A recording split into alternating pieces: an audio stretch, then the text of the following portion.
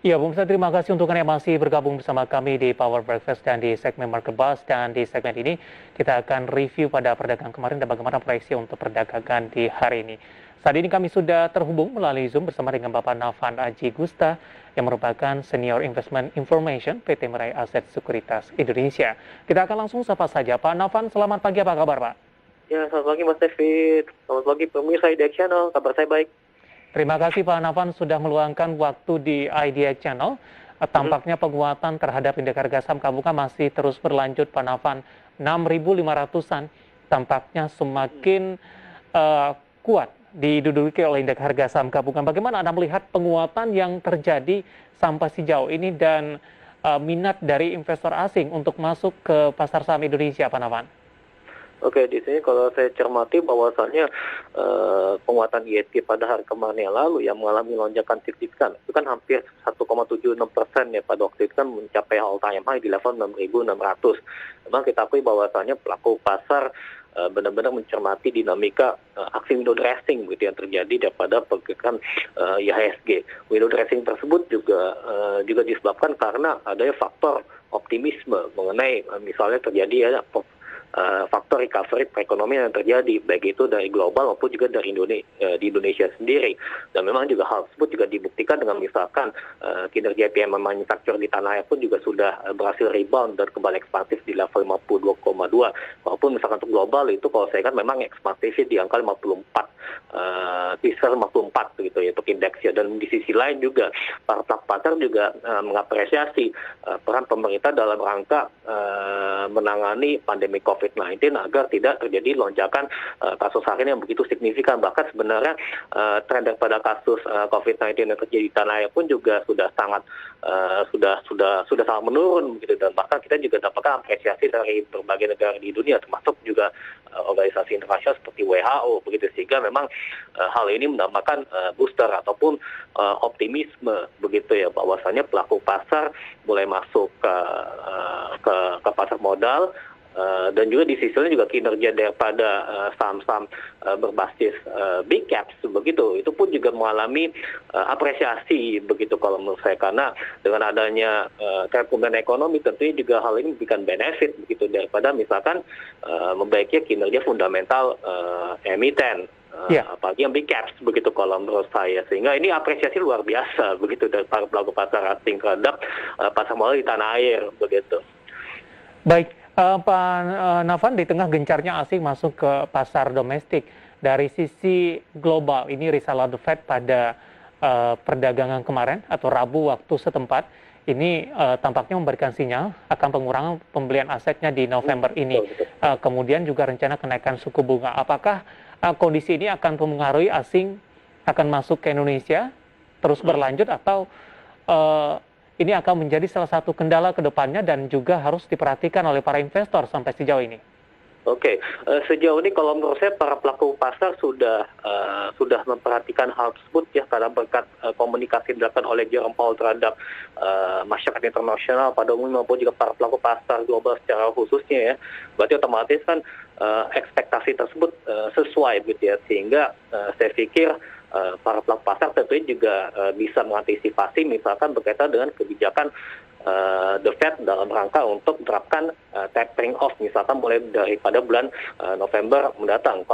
Kalaupun misalkan dari sisi BI pun juga kalau menurut saya masih tetap berkomitmen ya dalam hal pelaksanaan triple intervention dalam rangka menjaga tingkat stabilitas moneter di tanah air sambil mendukung stabilitas rupiah begitu ya. Kalau menurut saya itu pun juga untuk menjaga agar supaya bisa meningkatkan kepercayaan para pelaku investor. Belum lagi juga peran pemerintah pun juga kalau menurut saya berperan misalkan dalam hal deregulasi, debirokratisasi. Maksudnya juga implementasi dari Omnibus Law pun juga terus diterapkan, Indonesia Investment Authority pun juga terus ditingkatkan, maupun misalkan juga dalam hal kedaulatan energi pun juga kita juga terus menerapkan hilirisasi yang berkelanjutan begitu ya, sehingga ini juga sebagai investasi jangka panjang, maksudnya agar supaya kita bisa mendatangkan investor untuk aktif berpartisipasi berinvestasi di tanah sehingga bisa menciptakan kinerja pertumbuhan ekonomi yang berkesinambungan kalau menurut saya demikian.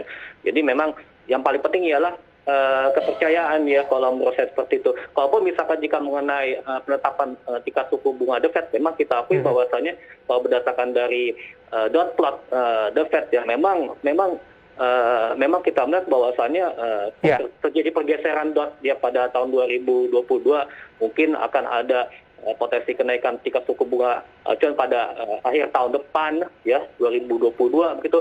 Walaupun misalkan jika memang sejauh ini kinerja inflasi Amerika Serikat masih positif ya begitu ya. Karena kita juga mengakui bahwasannya hal ini juga dipengaruhi oleh tren kenaikan harga minyak dunia misalkan di mana Amerika Serikat merupakan largest consumer begitu. Jadi saya pikir dalam rangka mengantisipasi kenaikan inflasi pun juga nanti kenaikan suku bunga pun juga akan diterapkan oleh The Fed begitu, dan juga nanti kalau di Indonesia pun juga akan terjadi penyesuaian pula begitu. Kalau menurut saya ini juga bagian dari antisipasi dari kita yang penting selama ini The Fed melakukan komunikasi yang intens gitu ya terhadap pelaku pasar global begitu ya melalui berbagai FOMC meeting minutes begitu misalkan. Ini sangat esensial kalau menurut kami. Baik, Pak Navan, dengan catatan tadi para investor sudah mengantisipasi, pemerintah juga sudah mengantisipasi dampaknya tidak akan sebesar di tahun 2013. Sementara dari dalam negeri, Ya, betul. kontrol terhadap pengendalian COVID-19 tetap dipertahankan, jangan sampai ini mengalami lonjakan kembali. Nah, di tengah dengan beberapa sentimen yang berkembang, Pak Navan, ada rotasi pergerakan sektoral yang menarik kalau kita perhatikan, penguatan indeks harga saham gabungan ditopang oleh perbankan big cap ini yang sebelumnya terus mengalami pelemahan.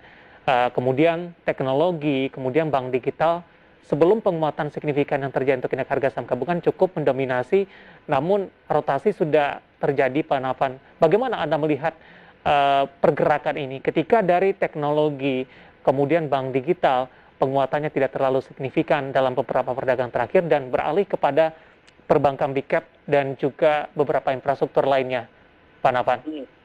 Ya betul, memang kita akui ya ketika misalkan terjadi faktor uncertainty ya tentunya juga para pelaku pasar lebih cenderung mengamati saham-saham berbasis ya new economy yang misalkan dari sisi digital bank maupun juga dari sisi e-commerce misalkan begitu. Tapi ketika misalkan pasar modal kita mengalami aksi window dressing begitu ya, maupun juga ini juga akan dipengaruhi oleh adanya faktor terjadi certainty begitu ya, tentunya juga terkait dengan pemulihan ekonomi, tentunya juga para pelaku pasar kembali mencermati saham-saham berbasis big caps yang bisa mendorong kinerja pergerakan atau penguatan IHSG misalkan begitu. Karena kalau menurut saya inilah waktunya bagi para pelaku investor tentunya dalam rangka memanfaatkan aksi window dressing ini, memanfaatkan terjadi pemulihan ekonomi. Lagi pula juga ini juga kebetulan misalkan IDX di sektor energi pun kalau misalkan kita lihat dari ERG ya, itu sangat leading ya misalkan begitu. Itu sangat leading karena memang dipengaruhi oleh faktor ada euforia dari komoditi super cycle misalkan. Dan lagi juga kita berkomitmen dalam rangka meningkatkan hilirisasi dalam negeri begitu. Ini juga bisa mendukung ini ya kalau menurut saya kedaulatan energi dalam negeri misalkan seperti itu. Ini bisa sangat esensial begitu bagi kinerja emiten. Ini hanya rotasi sektoral biasa saja begitu. Kalau menurut saya memang hal itu wajar begitu ya. Sekarang para pelaku pasar mencermati mulai mencermati saham-saham big caps kalau menurut saya dalam rangka window dressing. Baik, Pak Navan, untuk hari ini jangka pendek, Pak, kemana arah pergerakan indeks harga saham gabungan? Oke, di sini kalau saya misalkan jika sebenarnya dari sisi teknikal, memang pergerakan IHSG sempat menguat 1,76%, tapi pada akhirnya ditutup hanya menguat 0,78%, sehingga terdapat shadow begitu ya dari pergerakan candlestick tersebut begitu ya. Mungkin ada sebagian melakukan aksi profit taking atau realisasi keuntungan begitu ya. Tapi kalau menurut saya untuk pergerakan IHSG pada hari ini pun juga tentunya juga dipengaruhi oleh misalnya dinamika daripada apresiasi harga komoditas dunia misalkan, sambil juga mengamati perkembangan misalkan dinamika perkembangan market global lainnya. Misalkan sebelumnya kan US CPI kan juga hasilnya bagus, kemudian juga nanti pelaku pasar akan mencermati data inflasi di Tiongkok begitu ya. So far juga pergerakan regional Asia masih terapresiasi ya, mudah-mudahan kalau menurut saya hal ini juga bisa memberikan efek domino ekonomi yang positif gitu ya pada pergerakan ISG pada hari ini. Meskipun kemarin ini sudah berpola long shadow begitu ya pada candlestick tersebut. Baik, Pak Navan, menarik, kita akan jeda terlebih dahulu. Nanti kita akan update bagaimana posisi pembukaan perdagangan di sesi pertama hari ini dan juga melihat saham-saham pilihan apa saja yang Anda rekomendasikan. Dan pemirsa telah bersama kami Market Pass akan segera kembali usai jeda berikut ini.